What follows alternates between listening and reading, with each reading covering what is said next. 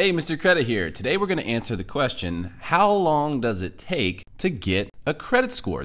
A question I get all the time is, hey, how do I get a credit score if I don't have one, and how long is it going to take? Well, the reality is, when you don't have an established credit history or you have no credit history at all, it's also possible that you had a credit score and you didn't use your credit for long enough that you lost your credit score. There are two different ways that you can go about acquiring a credit score again, and unlike when you reach one of these T's in the road when you're driving, with your credit score you can actually go both ways. And I'm going to encourage you to do both things. Especially since both ways could potentially help boost your credit score, there's no reason why you shouldn't do them both. Number one is just opening a new account. Now there are several different new accounts that you can open without having a credit score, and one of them, the one I recommend, is a public savings bank secured credit card.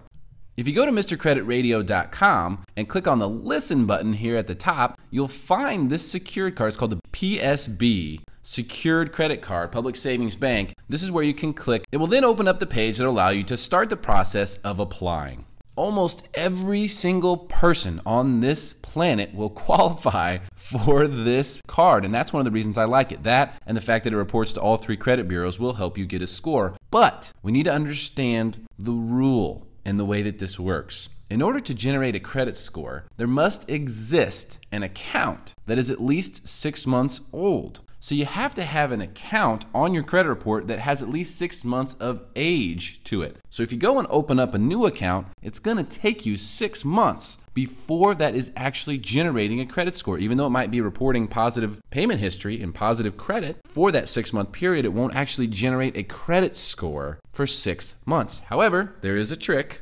This trick for most people will just be simply piggybacking off of your parents. I mean, that's what it's going to be. It's called becoming an authorized user. All you have to do is have your parents call in to one of their credit card companies and add you as an authorized user on one of their credit cards. Now, when they do that, it's important that they give your full legal name and your social security number when they add you as the authorized user. When they do that, it does not create any liability for you because you're technically not on the account. It will create the opportunity for you to get a credit score, because let's say that account is 10 years old or 1 year old or 7 months old. Doesn't matter. As long as it's more than 6 months old, if it reports to your credit report the next month, then you'll have a credit score immediately. So if you do both of these things in combination, you're almost assured to get a credit score pretty quickly. And it should be a good one.